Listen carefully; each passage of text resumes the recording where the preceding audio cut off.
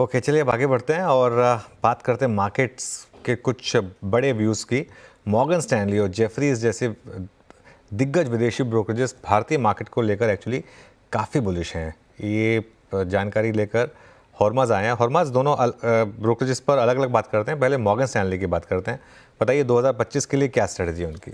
एक दोनों अलग अलग तरह के हमें मत जानने मिले हैं मॉर्गन स्टैनली की तरफ से और जेफरीज से भी। तो शुरुआत हम पहले मॉर्गन स्टैनली से ही करते हैं। एक बहुत लंबा बुल मार्केट रहा है हमारे लिए भी, और इस बुल मार्केट को काफ़ी सारे जो मार्केट स्केप्टिक्स जिसे आप कहते हैं उन्होंने कहा कि ये एक उम्र दराज बुल मार्केट है, एक एजिंग बुल मार्केट है जिसे आप कह सकते हैं। लेकिन इस बूढ़े बुल मार्केट के भी आगे चलने की और गुंजाइश है, ये मॉर्गन स्टैनली का कहना है। और 2003 से 2008 के बीच का जो बुल मार्केट था उससे ये तुलना की गई है, ये कहते हुए कि अब जो लेंथ है उसको हमने पार कर लिया है, लेकिन जो मौजूदा बुल मार्केट के रिटर्न्स है वो 2003 से 2008 के मुकाबले केवल 1/3 रिटर्न्स हमें इस बुल मार्केट में देखने मिले हैं। और इस बार के जो नतीजे रहे हैं वो थोड़े से निराशाजनक रहे। लेकिन मॉर्गन स्टैनली का कहना है कि जो अर्निंग साइकिल है वो अभी सिर्फ आधी हुई है और वैल्यूएशंस भी अभी उतने महंगे नहीं है। तो ये बुल मार्केट और आगे क्यों चल सकता है? मॉर्गन स्टैनली ने निजी निवेश की बात की है और उन्होंने कहा है कि अगर ये निजी निवेश तूल पकड़ता है तो इससे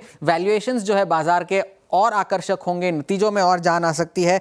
और घरेलू निवेश, जो घरेलू इन्वेस्टर्स है जिनकी वजह से हमारा बाजार ये पूरे साल रेजिलिएंट रहा है, वो इस बार आगे चलने की भी और उम्मीद है। और अधिक एफटीएज होंगे, रुपए ट्रेड होंगे, ये कुछ और ज़्यादा पॉजिटिव्स है हमारे बाजार के लिए आगे चलकर। और जो पर कैपिटा जो एनर्जी की खपत है वो भी और आगे बढ़ने की उम्मीद है, ये मॉर्गन स्टैनली का मानना है। और नतीजे और वैल्यूएशन दोनों में और बढ़त देखने की मॉर्गन स्टैनली को आशंका है। तो इन सबको मिलाकर कौन से ऐसे सेक्टर्स है जिस पर मॉर्गन स्टैनली बुलिश है? फाइनेंशियल्स है, कंज्यूमर सिक्लिकल्स है, इंडस्ट्रियल सिक्लिकल्स है, और जहां पर वो सतर्क है, बेरिश है, वो स्टेपल्स है, हेल्थ केयर है, यूटिलिटीज है और टेलीकॉम है। इन सारे सेक्टर्स पर मॉर्गन स्टैनली का नजरिया थोड़ा सा सतर्क है, मगर जो बड़ा टेक अवे है वो ये है कि इस बुल मार्केट के और आगे चलने की गुंजाइश अभी भी है।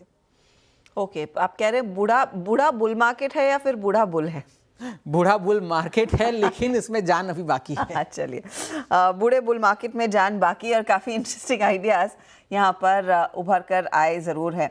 जेफरीज क्या कह रहा है? जेफरीज का थोड़ा सा कॉशियस व्यू है। अगर आप रिटर्न्स के मामले में अगर देखें तो 26,600 का उनका टारगेट है निफ्टी के लिए 2025 का, जो कि हमने जो हाई लगाया था सितंबर में, जो 26,277 का हाई था, उससे थोड़ा सा ही ऊपर है। और उनका कहना यह है कि जो एक साल का फॉरवर्ड पी है वो अब 5 साल के औसत से ऊपर जा चुका है।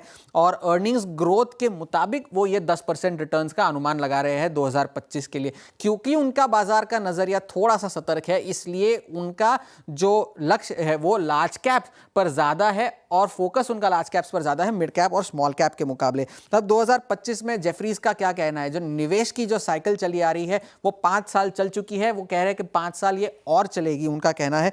और हाउसिंग साइकिल अभी भी मजबूत है क्योंकि हाउसिंग इन्वेंट्रीज जो है जो 14 साल के निचले स्तर पर अब तक जा चुकी है। और रियल एस्टेट इस वजह से भी उनकी एक सेक्टोरल पिक है। पावर, हाउसिंग और पीएलआई में निजी निवेश जो है वो बढ़ने की उम्मीद है। और इसी निवेश के बढ़ने की वजह से जो 6.5 से 7% की जीडीपी ग्रोथ के जो हमारे अनुमान है उसमें मदद मिल सकती है। तो इस वजह से कौन से ऐसे सेक्टर्स है जो जेफरीज ओवरवेट है? फाइनेंशियल्स, हेल्थ केयर, आईटी और पावर यूटिलिटीज़, यहाँ पर ये बुलिश है। टेलीकॉम पर ये बुलिश है। रियल एस्टेट की हमने बात अभी करी। और ऑटो ये एक ऐसा सेक्टर है जहाँ पर ये बुलिश है। कहाँ पर ये अंडरवेट है? एनर्जी, मटेरियल्स और कंज्यूमर डिस्क्रिशनरीज एक ऐसा सेक्टर है, ऑटो को अगर छोड़कर कंज्यूमर डिस्क्रिशनरीज पर ये अंडरवेट है, स्टेपल्स पर ये अंडरवेट है और इंडस्ट्रियल्स पर ये अंडरवेट है। जो घरेलू बाजारों की हम बात कर रहे थे, आईपीओ का बाजार बहुत गर्म रहा है, तो इस अगले साल भी इसे चलने की और उम्मीद है, ये जेफरीज का कहना है। जब तक बाजार में कोई बड़ा करेक्शन नहीं आता या सेंटिमेंट नहीं बदल जाता तब तक ये आईपीओस, क्यूआईपीज और ये ओएफएसएस चलते रहेंगे। और जो 9 स्टॉक्स उन्होंने दिए हैं अगले साल के लिए, एक आईसीआईसीआई बैंक है, एक्सिस है, काफी सारे इंडेक्स हेवीवेट्स है, 20 से 40% की अपसाइड इन्होंने इन स्टॉक्स में रखी है। मगर इंडेक्स के लिहाज से अगर देखें तो थोड़े से टेम्पर्ड एक्सपेक्टेशंस जेफरीज के हैं। ओके हरमज, बहुत बहुत शुक्रिया। तो ये कुल मिलाकर आज के 2 बड़े ब्रोकरेज व्यूज़। मार्केट अभी भी डे हाई के काफ़ी करीब। काफ़ी स्टॉक्स हैं जहां पर बहुत शानदार मोमेंटम है। उनमें सबसे ऊपर क्लियरली भारती एयरटेल, उस लिस्ट में भी आपने देखा भारती एयरटेल का नाम अब 4.5% ऊपर। भारती एयरटेल 1681 इनफैक्ट अब बहुत ही शानदार मोमेंटम। चलिए अब आपको चार का चौका का सीक्वेंस बताते हैं। सबसे पहले सोनी पटनायक के पास चलेंगे हम सस्ता ऑप्शन के लिए, उसके बाद रचना जी तैयार हैं FNO सुपरस्टार के लिए, कविता जैन के पास चलते हैं चार्ट का चमत्कार की ट्रेड के लिए, और फिर राजेश जी। राजेश जी आज आप फिर ऑड वन आउट, आज आपके पास आएंगे एक मिड कैप फंडा पिक के लिए। तो सोनी जी के साथ शुरुआत करते हैं। सोनी जी बताइए आपकी ट्रेड।